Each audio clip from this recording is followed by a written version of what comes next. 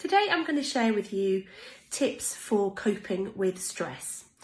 The first thing to do is to know that you are suffering from stress.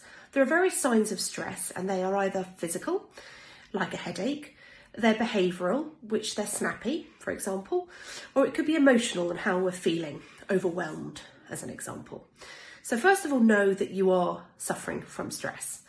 So are we more snappy, getting headaches, more tired, sleeping more, eating more? Know your signs to stress. Once you know your signs of stress, you have to identify the causes of stress.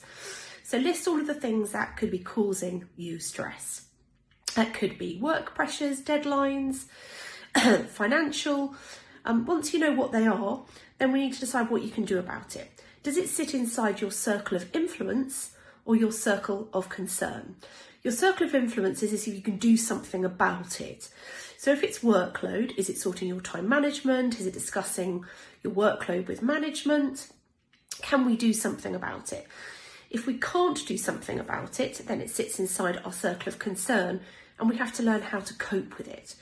So it's important that if you can do something about it, you need to be proactive. And if it's causing you stress, you need to do something about it. Who can I talk to? What can I do to sort it?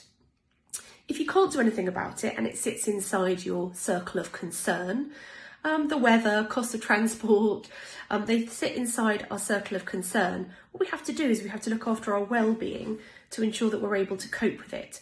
So if they sit inside your circle of concern, think about taking more regular exercise, eating healthily, talking to friends, having some me time. And it's really important that we think about how we can learn to treat ourselves, relax, keep fit, and all of those things. They sound common sense, but actually are we doing those things regularly enough to enable us to cope with the challenges that we face? So as a re-summary, know that you're suffering with stress, be able to identify your signs of stress. Know what's causing your stress and identify if it sits in your circle of influence, and then identify an action plan, what you're going to do about it. And if it sits in your circle of concern, how will you learn to cope with it? Problem shared is problem halved. Hope that helps.